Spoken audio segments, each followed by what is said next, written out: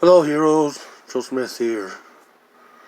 Uh, Joe Smith's just reading a very fascinating story on CNN website. Yeah, that CNN. Uh, yeah, Joe Smith just kind of checks it out every now and then for the entertainment value. There's some really interesting, funny stuff on there. But this woman, black woman, that writes for CNN and others, that has podcasts and a radio show or something or other, writes for LinkedIn and stuff. Very, very public celebrity by the name of Elizabeth Liba, Leiba. Joe Smith's only mentioning her name because she's a very public celebrity and journalist and author and writer. And she's exercising her same First Amendment rights to voice her opinion, which good for her. But Joe Smith is exercising his right to um, disagree here, post a reply, post his opinion on some of the claims that she made, because she's using this story of back like 20 years ago when she was in college. She got accused of shoplifting a $2.50 pack of batteries, and she was just treated so horribly. She was treated like she was guilty until proven innocent, and she's comparing this to the Kyle Rittenhouse case, claiming that white people are considered innocent until proven guilty, and black people are considered guilty until proven innocent. It's like, really? Really? We're trying to end all this race wars, and you're out there launching another salvo of that. You're out there just lighting it up, trying to keep the race wars going, aren't you? Well, let's look into her claims here. Maybe it's true. Maybe it's actually true. Maybe there's some truth behind this, and maybe she's just kind of not going about quite the correct way. But she's claiming that Kyle Rittenhouse is being treated like he's innocent until proven guilty. It's like, really? Only the Republicans are considering that, are treating Kyle like he's innocent due to self-defense. Half the country is bad-mouthing him, calling him a terrorist, a murderer, stuff like that. They're claiming he's guilty. He should go to life in jail. Like, if he was presumed innocent until proven guilty, why is he being charged with multiple counts of first-degree murder and these other charges? Why did he spend the past few months in jail? Why did he have extradition hearing? Why did someone have to post $2 million bail for him to get out if he's probably innocent unless they can prove him guilty? So, as far as Joe Smith can see, Kyle Rittenhouse is being treated like he's guilty until he can prove himself innocent. Now, this woman, back when she was in college, some 20 years ago, she walked down the street from her dorm or apartment or something to get some film developed, back before everything was digital. Get a roll film developed at a local Eckhart pharmacy, I believe it was, some little pharmacy chain or drugstore chain or that. And she went in there, she dropped off the film, and then when leaving, the alarm went off, and one of the employees stopped her and wanted to search her bag or that, and there's like a $2.50 pack of batteries that apparently she claimed she bought earlier in the week, and she was pretty sure that she had a receipt for it. But at the moment, she had like a bunch of clutter and papers and stuff and other receipts in the bag and not very organized, and was able to find the receipt. So they took her in the back room. Um, like if she's saying, well, maybe the security tag didn't get properly deactivated when I bought them earlier in the week, which very likely could be the case. Most likely that was the case, but and Joe Smith don't understand how they work. Maybe it can be faulty at times or that. But it's like, why didn't the alarm go off when she left, when she bought the batteries earlier in the week? Why didn't the alarm go off when she walked into the store? Why did it just finally go off when she walked through the door and the security thing a third time, after it didn't go off the previous 2 times she walked through the security gate there at the door? But they're trying to get her to sign this paper in the back room there, saying that she was admitting guilt and would never return to the store, and she swore that she was innocent, and she was like a journalist student at the time, and she thought that this was wrong with them, and she was probably very right. And she had every right to disagree, and she'd done the right thing by refusing to sign it. Joe Smith applauds her, and Joe Smith agrees with her actions for refusing to sign that. But they end up calling the police, and police actually came out, which is surprising. Police came out over 250. Okay, Joe Smith had employees steal $4,000 in tools, and police wouldn't even come out to do a report. So yeah, times have changed for that, but maybe the employee just wasn't black enough for the police to come out and do a report on $4,000 in stolen tools. Maybe that's why.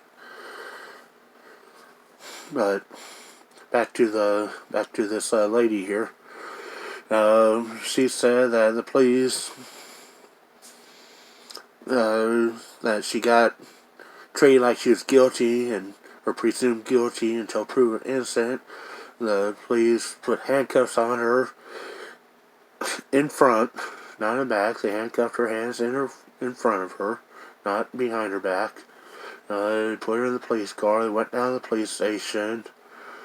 Yeah, if they really thought she was a threat or this horrible person, I'm pretty sure they would have put the handcuffs behind her back. So the cops putting handcuffs on her in front, just policy. They have to cuff you to put you in the car, but they put them on the front because they knew she wasn't a threat or anything serious or to worry about or that. They figure it probably was just some misunderstanding. They're just following protocol and their department's policies. It's pretty standardized nationwide. And they get down to the police station, and she tells the story. She bought them a few days ago. She's there a couple times a week or once a week to get stuff. Kind of surprised that the store employees didn't recognize her and be like, oh yeah, she's here every week. Or that's probably just misunderstanding, or probably just forgot to deactivate them the other day or something. But I guess nobody recognized her that was working that day or something. But they get down to the police station, and she's, they let her look through her bag or purse or whatever, try to find, go through her receipts there. They give her plenty of time to do that, and she does finally find the receipt from a few days earlier at the same store where she purchased the same batteries. And the cop said, okay, yeah, that's kind of what we thought. You probably purchased them the other day. It was just a misunderstanding. We're just following protocol here. And they said that they were not going to be pursuing any charges and that she was free to go. She didn't have to go to jail. She didn't have to sit in jail for 3 months or 4 months. She didn't have to post bond or bail. She didn't have to raise $2 million to get her out of jail. She didn't have to worry about extradition hearing, or she didn't have to go to court over all this. Still, the police could have been like, well, how do you know that this receipt wasn't for a different pack of batteries you bought the other day and now you stole this pack? The police believe that, yeah, they believe her story, that, yeah, it was just all misunderstanding. She had them in her purse from when she bought them the other day, and the security tank just didn't get deactivated, and for whatever reason didn't set the alarm off when she walked into the store. Instead of further accusing her of buying some the other day and then stealing this pack, they believed her story and all that, and said she was free to go. No charges were being pursued or that. So, why is it 20 years later, Miss Elizabeth Leba is claiming that experience there, she was treated like such a criminal, such a felon, like she was a career criminal, she's claiming, all because she's black. Sounds like she got treated really damn nice. Like, yeah, the store employees were probably one little overboard there, over $250. But, the police, on the other hand, sound like they just followed procedure and protocol and policies for that. And once she showed the receipt, then she was free to go. And too bad she didn't have her bag or purse and papers and all that a little bit more organized, where she could have found it at the store prior to the police being called. Hopefully now she's a little bit more organized. But yeah, if she would have been a little bit more organized 20 years ago, she would have found the receipt sooner and never had to worry about going down to the police station or nothing like that. But yeah, it's kind of ridiculous that the cops at the store actually called the police over $250 when she was there as like a paying customer and probably didn't really look like a criminal at all. Because most of the time you don't think women of being thieves and criminals, even though some are. She's claiming that she got treated this way because she's black. Like, well, the police treat you really damn nice then because you're black. They treat you better than they treat some white people nowadays. So definitely won't complain about any of that stuff. Didn't have to go through no booking or nothing. Didn't have to sit in waiting cell or anything. Just went down there to their office to tell your story, which they probably would have, even if she didn't find the receipt, they probably would just let her go and not follow through with any charges over something simple like that with no real proof that she actually stole it. No security footage or nothing like that, so they probably would just let her go anyways, but they gave her time to go through her purse, and she found the receipt, and they're like, okay, good enough for me, have a good day. The officer pretty much told her.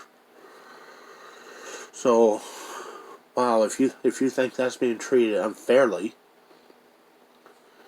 if you think white people would have got treated any better at the time, if you think Kyle Rittenhouse has got treated any better,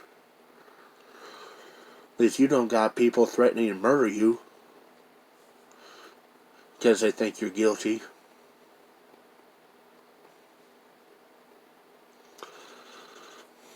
So yeah, that's the problem.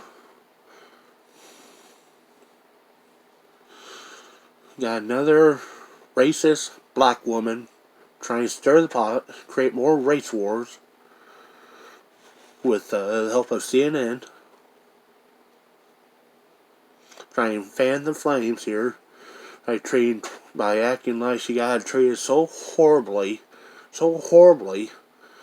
that some 20 years ago over a misunderstanding over a pack of batteries, a 250 pack of batteries in her purse, and she's claiming that Kyle Rittenhouse is getting treated so much nicer the past few months than she got treated. It's a bunch of bullshit. You ought to be ashamed of yourself, Elizabeth, for even comparing your story to Kyle Rittenhouse's story.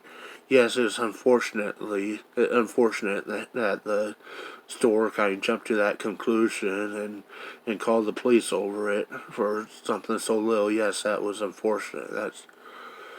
But still, you got off a lot easier than Kyle has. And don't ever, ever claim that you get treated worse than Kyle has. Or that you get treated worse than anyone else has. Will Smith knows a lot of people that are innocent got treated a lot worse and spent time in jail. Of all colors.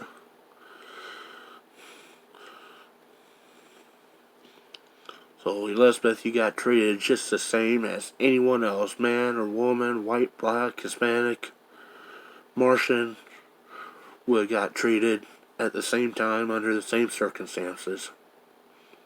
In fact, you might have even got treated better than a man would have.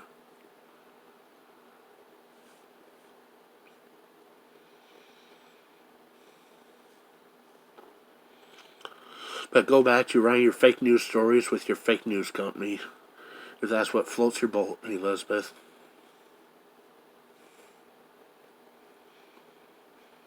Thanks for turning the country racist, Elizabeth. This has been Joe Smith signing out.